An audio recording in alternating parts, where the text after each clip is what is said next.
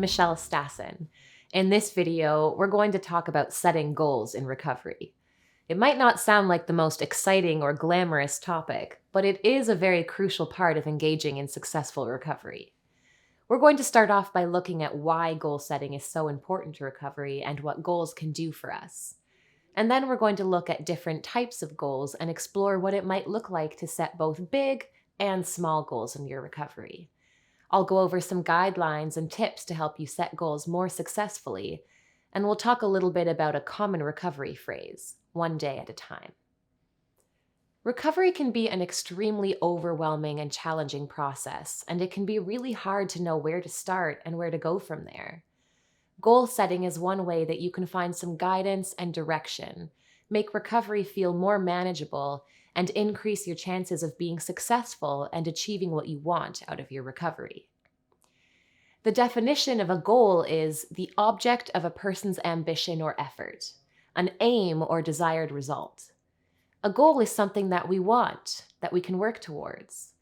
In recovery, the number one goal is obviously sobriety, staying away from substances or behaviors that have been destructive in your life. But if all you focus on in your recovery is avoiding unhealthy behaviors, that means you're spending a lot of your time thinking about what you're not allowed to do, or what you're losing or missing out on. This can make it a lot harder to feel motivated to continue forward with sobriety, because it might not seem worth it when it gets hard. People are effectively motivated by having something positive to look forward to, or by positive rewards for changing their behavior, rather than simply focusing on the things we want to avoid. You will be more successful in your recovery if you focus on all the possible positive gains you will get out of the changes you're making, rather than obsessing over what you're missing. Obviously, there needs to be a big focus on identifying what substances and behaviors have been destructive and figuring out ways to stay away from those things.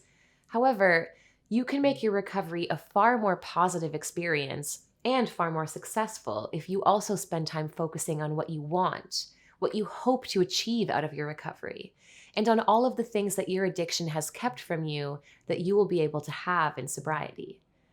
When it comes to recovery, goals can be your inspiration and your motivator to keep moving forward even when it is feeling hard and overwhelming, because you can know that you're working towards something that is worth it.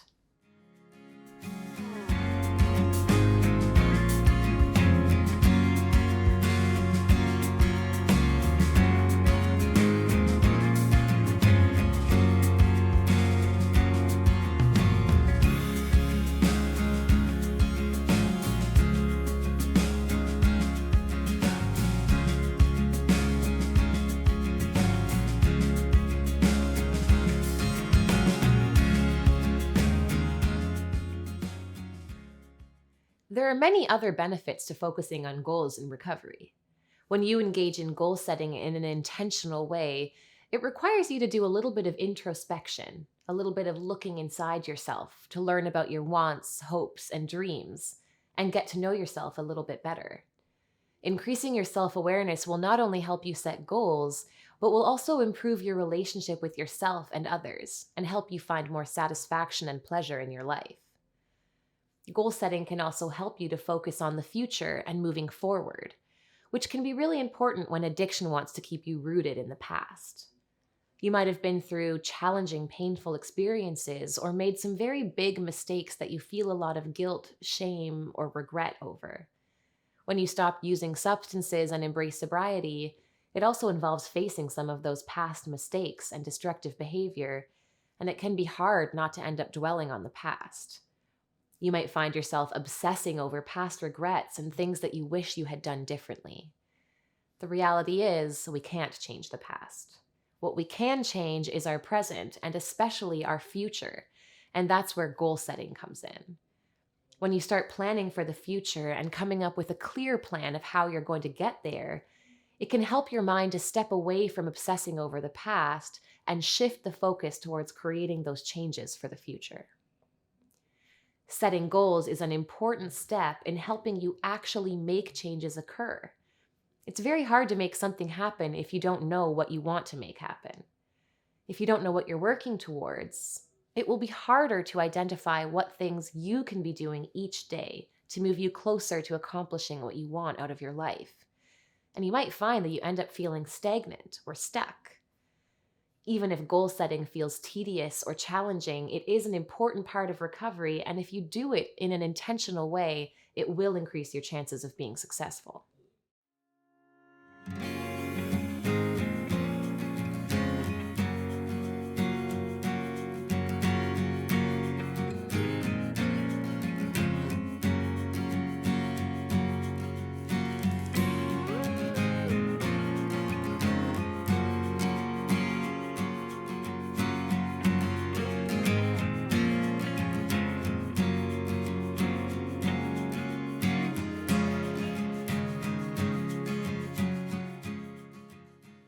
Now that we've covered why goal setting is so important, let's talk about what different types of goals could look like. There are many different types of goals. Some are very big and they may be a little bit more general and require a longer timeline. Other goals are smaller and more specific and have a shorter term timeline. When you start out with goal setting in recovery, a great place to start is with some of those big picture goals. Goals that you can have in your mind's eye as your inspiration and motivation for recovery. You can spend some time thinking about areas in your life that you would like to see change and dream about what you would like them to look like and feel like. This could be in many different parts of your life: your relationships, your career, your living situation or lifestyle, your hobbies or interests. There might be some questions you can ask yourself to help you identify these big picture goals, like, what has been lost because of your addiction? What are things about your life that you used to love or enjoy doing that perhaps your addiction has interfered with or destroyed, and you would like to work towards getting back? There are some things that you may have lost because of your addiction that you can recover. Or there may be big things that you lost, like a job or a relationship, that you can't recover exactly. But if you recognize those things were important to you, you could work towards having a new relationship or a new job that brings you joy and satisfaction in the future. You can also think even bigger than that. Not just what you used to have that you've lost, but what else might be possible for you in your life that you hadn't thought or dreamed of before. Maybe there are some things that you've wanted to do but didn't have the opportunity or the chance because of your addiction. Working towards those possibilities can be a big inspiration for putting hard work into your recovery. It might help to spend some time brainstorming possibilities for your future and really envision what it would look like and feel like to achieve those big dreams. When you're identifying big picture inspiration goals, it's important to pick realistic goals that you know you actually have a chance of achieving. It might not be all that helpful to tell yourself you're getting clean so you can become an astronaut, a billionaire, or the president of the United States. Or to tell yourself that you're going to achieve a really big goal, for example, starting a family, in a very short amount of time. But that doesn't mean you can't dream big. You don't know what you're capable of and where your life might lead when you engage in recovery. Even if in the future the exact vision doesn't come to pass, the steps that you take towards your big picture goals will likely move you in a positive direction and towards other possibilities that you hadn't even thought of yet. Of course, goal setting is not just about the big picture inspirational dreams. A huge part of goal setting is getting clear on smaller, more specific, short-term goals that you can be working towards in your daily life. When you first start out in recovery, it's good to have a big picture vision of why your recovery is going to be worth it for you, because of what you could achieve or accomplish in your life. But you also want to have things that you can focus on in the shorter term, so that you can see yourself making progress towards your bigger goals. In early recovery, for example, you might want to focus on setting some goals around achieving stability and routine. There might be some major areas of your wellness that you haven't been able to pay attention to in active addiction. It might be improving your living situation, finding a safe place to live if you've been living in an unhealthy environment. Or you might want to be looking at setting some goals around taking care of yourself. In active addiction, you may have been neglecting your health and self-care, and early in recovery, it's important to start to build up healthy routines around things like sleep, exercise, and nutrition. When you know that those are areas you want to work on, you can set realistic, short-term goals to help you with it. For example, My goal is to improve sleep by not looking at my phone for an hour before bed every day for the next 2 weeks. Or, my goal is to improve nutrition by ensuring that I eat some kind of fruit or vegetable in every meal.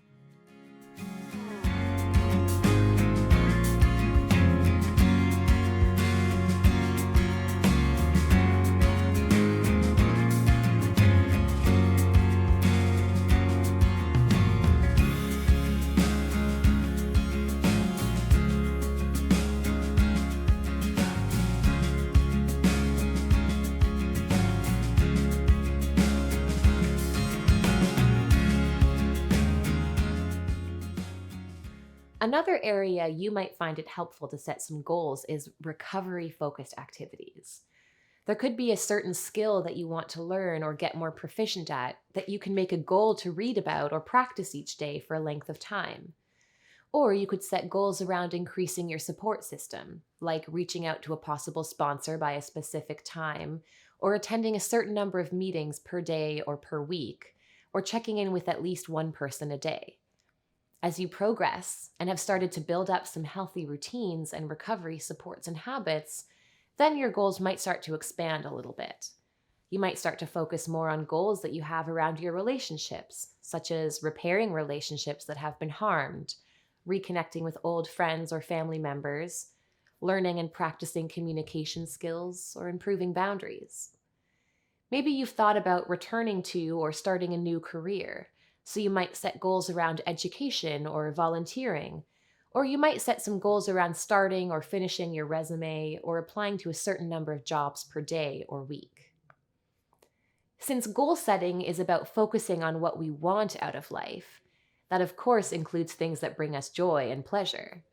It's important to set goals in the area of fun and recreation, like returning to an interest or hobby that you used to engage in before your addiction became a distraction. Now that we've talked about different kinds of goals, and maybe you even have some ideas of goals that you might want to work on, let's look at some guidelines and tips for making goal setting more effective. It can be helpful to start with a bigger picture goal like we talked about. If I have a career goal, it might be to get a job in a certain field. Or a big picture relationship goal might look like having a good relationship with my kids or starting a family.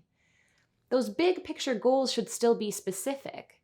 You should have a clear picture of what it is that you want and how you'll know when you've actually achieved that goal. When you only set big picture goals and leave it there, though, you might find yourself feeling really overwhelmed and having no idea where to start. So there's another important step to goal setting, which is to break down big goals into smaller goals. Here's an example of this. Imagine I have a big picture goal of becoming a doctor. I'm nowhere close to being a doctor right now, so there's a pretty big and complicated path that I will need to take between where I'm at now to becoming a doctor. There are so many places that I could start, and thinking about everything it's going to involve for me to get to where I want to be, it's going to feel pretty overwhelming for me. I might be tempted to give up, or start running around, starting a ton of different tasks without any focus, and end up wasting time and resources. That's why it's an important part of goal setting to identify the small, manageable steps that will get you closer and closer to your larger goals. In my example of me becoming a doctor, some of those steps might look like researching different schools to get an idea of what requirements programs are looking for.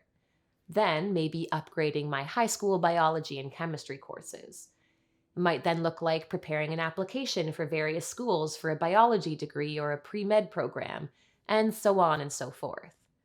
It's going to be my inspiration and motivation to remind myself that I'm working towards being a doctor and how great it'll feel when that happens. But also, it will feel a lot easier for me to manage my day-to-day life if I focus on just the next step.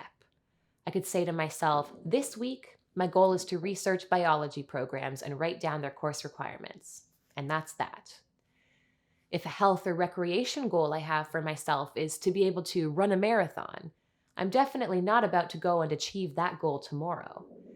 Instead, I could break that down into smaller goals. Maybe the first goal is to be able to run 5 kilometers. And I could even break that down smaller by starting off with a goal for the next month to just run as far as I can in half an hour, 3 times a week. From there, I might increase the time that I'm running or increase the number of days that I run per week and slowly work my way up.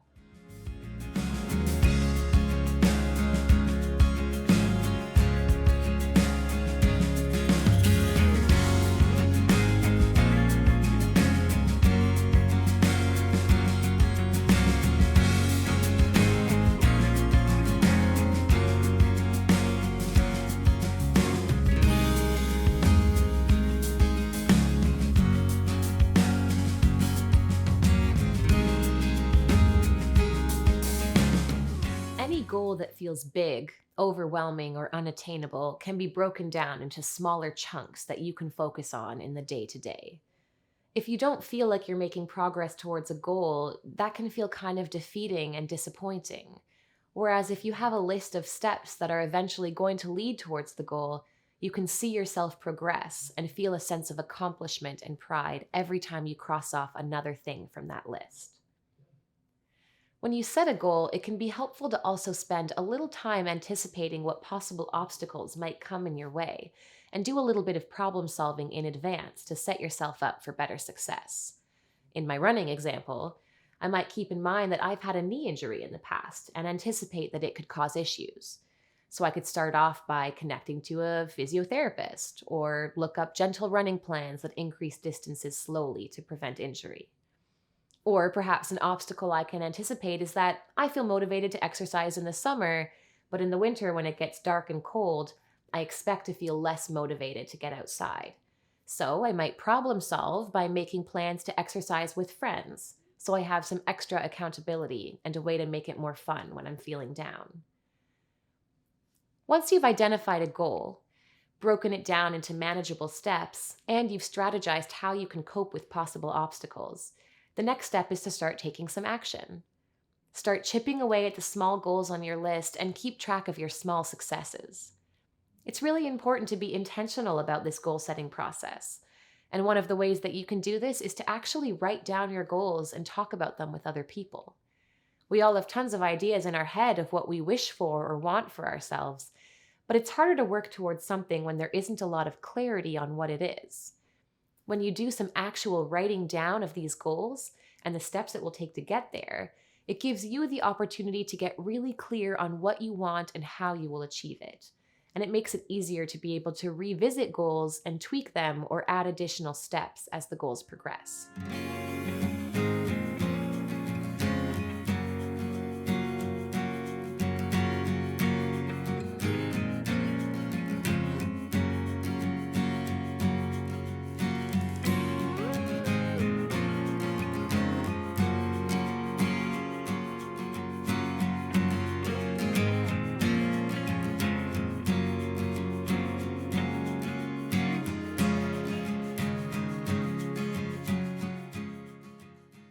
This brings me to my last tip about effective goal setting. Be flexible. I'm sure you've noticed by now that life is pretty good at throwing some curveballs. When you set a goal and plan out the steps in advance, there's a pretty good chance that some situations will change and unexpected obstacles will arise. So sometimes you'll have to reassess and change up the plan. There might be times when your priorities change and a goal that you were working towards doesn't feel so important to you anymore. Or you realize that there are going to be additional steps to reaching your goal that you didn't initially anticipate. That's all part of goal setting. You have to regularly check in on your goals and reassess and adjust as needed. There are also many times that we set goals, big or small, and don't end up achieving them. When that happens, you might be tempted to be hard on yourself or tell yourself that you failed or that you're a failure, but that is not the case. Goal setting is a way to help us move ourselves in a forward direction, and by setting goals, we are more likely to achieve them, but it's a totally natural part of life to not accomplish all of the goals that we set out to achieve.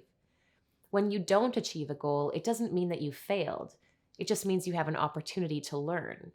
It's an opportunity to reassess whether the goal is still important to you, whether it's still a priority, and if so, how might you keep working towards it in a different way? It can be a moment to reflect on what got in the way of that goal. Perhaps we didn't break it down into small enough chunks, or the goal wasn't as attainable as we thought it was. Or perhaps it just came down to unexpected obstacles that we couldn't predict. Goal setting is all about having a clear idea of where we want to go and coming up with a plan of how we're going to get there, while also being prepared to stop, reflect, pivot, and move forward in a different direction when needed. If all of this is feeling a little bit overwhelming for you, that is okay. Sometimes when it comes to goal setting, it's okay to keep it small and keep it simple. And that's what brings me to the final point I'd like to talk about in today's video: the concept of one day at a time. This is a phrase that comes up a lot in the recovery community. You might have even heard it before. There are many different ways that you can look at what this quote means. When it comes to goal setting, this concept can remind you it's okay to focus on the tiny little goals that get you to the end of each day in a healthy way. When you're thinking about your recovery in terms of one day at a time, you scale down your effort so that your focus is only on maintaining abstinence and sobriety today, and just today. When you think about recovery and sobriety and apply it to your whole life, that can start to feel a little terrifying. It might seem totally impossible for you to imagine yourself going the rest of your life without using a substance. It might even feel impossible to think about going the next week or the next month without using. If you spend a lot of time focusing on how hard that will be and how impossible it seems, you're much more likely to feel so overwhelmed that you'll be tempted to give up altogether. That's where one day at a time comes in. This is a mindset where you don't focus on how you're going to stay sober forever. You focus on how you're going to stay sober today. When you wake up in the morning or when you're struggling throughout the day, you can ask yourself, what do I need to do to stay sober today? What do I need in order to get myself through today sober? Each morning you can wake up and tell yourself, my goal is to get through today without using. And in early recovery, that's enough. And then you just take your recovery one day at a time. You can scale that goal even smaller if you're finding that even getting through one day feels like too much. You could focus on getting through just the morning or just the next hour. As you keep practicing this and it starts to get easier, you might then find you're ready to start expanding the time frame that you focus on. Maybe getting through this week sober, or this month, or the next 6 months. Bringing a one day at a time mindset into your recovery can help you to focus on the present moment, not reliving the past or obsessing or worrying about the future. It's a reminder that each day is a new day to focus on recovery and sobriety. What happened yesterday or what might happen tomorrow isn't as important as what you do with this day.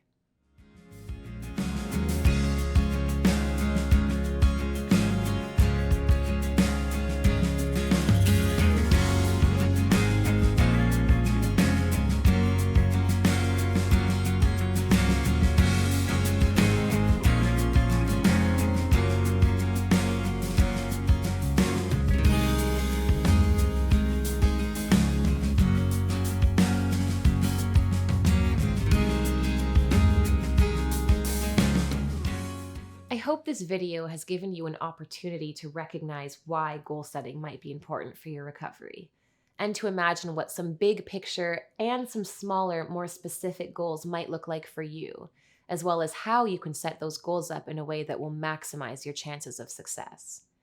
When you have a clear idea of what you're working towards, it will make the challenges of recovery feel worth it for you. Thanks for watching. I'll see you in the next video.